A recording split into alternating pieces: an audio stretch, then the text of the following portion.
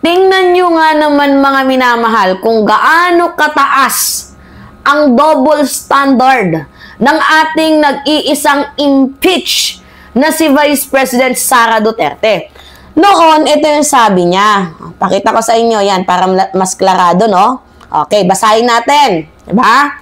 Sabi niya, Duterte fires back at Pala's remark, executive over fake news. So, yung issue dito, tinirada niya itong si Undersecretary Claire Castro, 'di ba kasi lagi niyang sinusupalpal itong si VP Sara.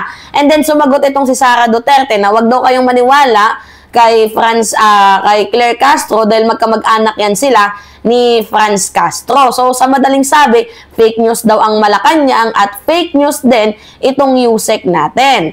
So, ayaw ni Duterte, ni VP, sa madaling sabi, ng fake news. Ngunit, nagtaka lang ako, nung lumabas yung AI-generated video na isinare po ni Senator-elect Ronald Bato de la Rosa. Diba? Sinare niya itong AI video na to, tapos meron pang ang caption. Yan o. Pakita muna natin malinaw. Diba? Mabuti pa daw yung mga bata. Sabi ni Bato de la Rosa, mabuti pa mga bata nakakaintindi sa mga pangyayari. Makinig kayo mga yellow at mga komunista. Yan yung sabi ni Bato. And we all know na this video is AI generated. Yan. AI video po yan mga minamahal. Na isinare ni Senator Ronald Bato de la Rosa. Ngayon, nung kinall out si Bato, kinall out na itong lolo ninyo. Galit na galit. Pinanindigan niya na I am not after the video, I am after the message. Ito pa nga yung sabi ni Bato. Pakita ko sa inyo. Yan yung sabi ni Bato. Wait lang. Yan o. Okay, basahin natin ha. Sabi ni Bato, I don't care if this post is AI generated or Manobo generated because I am not after the messenger. I am after the message. So sabi ni Bato, doon siya naninindigan sa mensahe.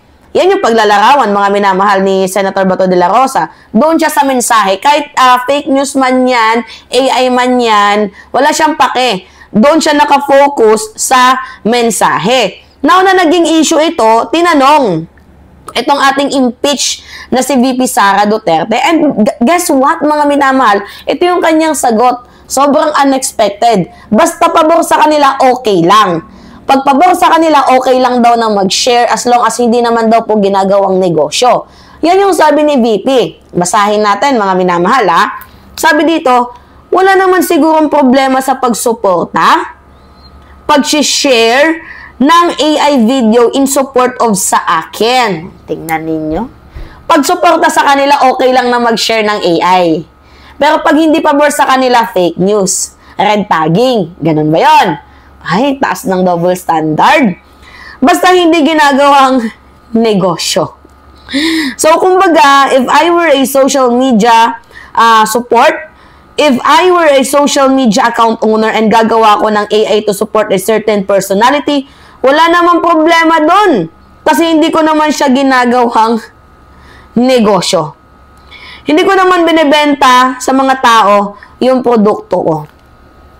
Ganyan ba yung sagot ng isang vice-presidente? So, pinapaboran mo ang mga disinformation as long as nakapabor sa'yo. Pag suporta sa'yo, okay lang na mag-share, okay lang na gumawa. This is quite alarming, mga minamahal. Pag pabor sa kanya, okay.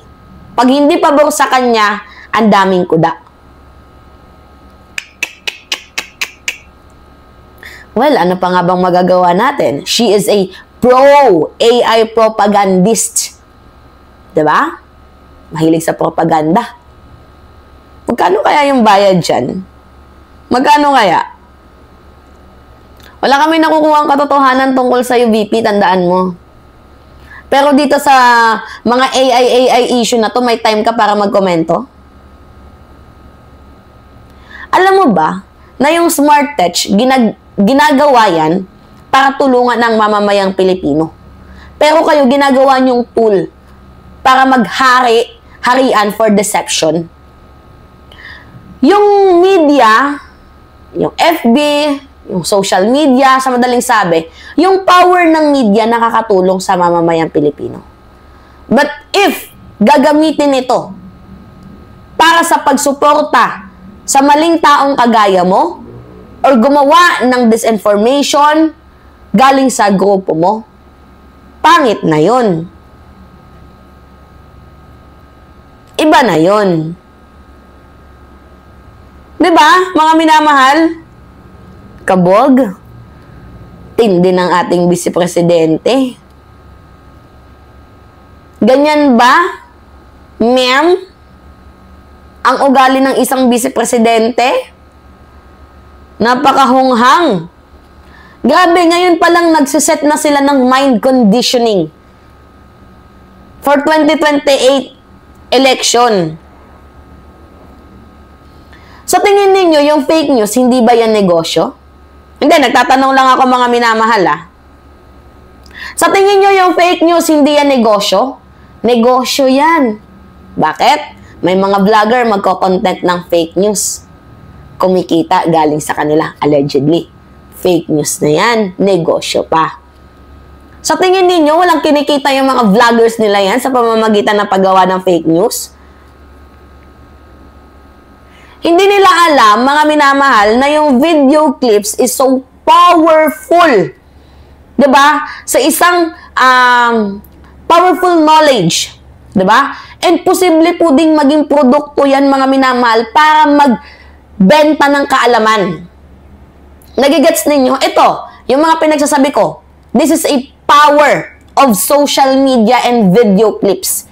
Lahat ng sinasabi ko, may followers ako, may maniniwala sa akin. So basically, I'm selling the product.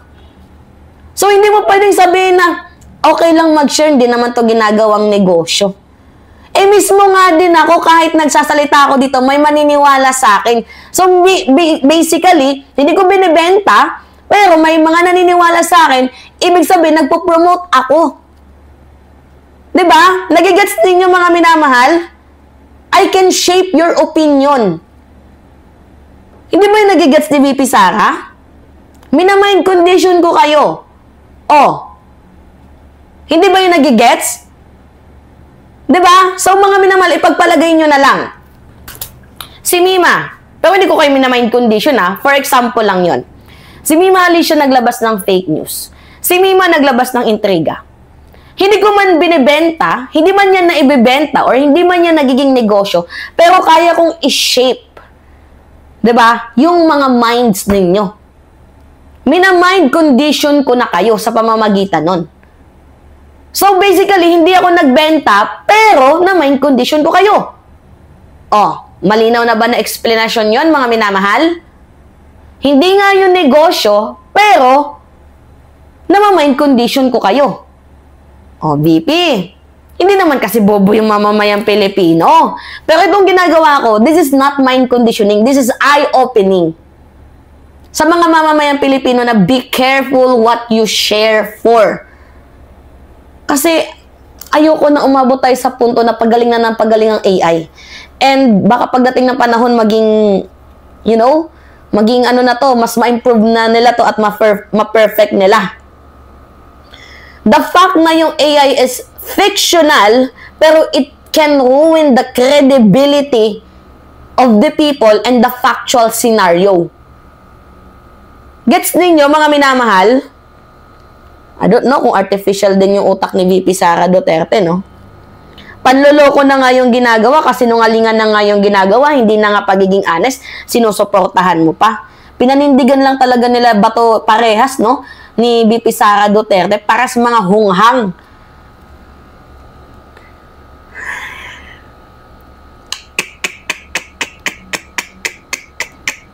So, sa madaling sabi, ginagawa nyong pang-uto yan sa mga followers at subscriber ninyo.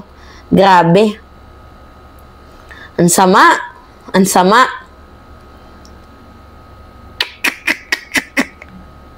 But anyway, let's not pretend to be surprised. Kasi hindi naman tayo masusurpresa sa sagot ng ating vice-presidente. Diba? Kasi kahit siya mismo, fake din. Fake promise. Diba? Fake yung pagiging vice-presidente Nanalo siya, pero yung pagiging vice-presidente niya, not totally na matatawag mong vice-presidente. Kasi most likely, palaaway. Ganon ko kung may ipapaliwanag itong si Sara. Kakalungkot. Alright. Anyway, mga minamahal, yun po. Pahingi lang ako ng comments ninyo, likes and share, and also don't forget to click the subscribe and hit notification bell, mga minamahal, for more update. Yun lamang po, at ingat mga kababayan.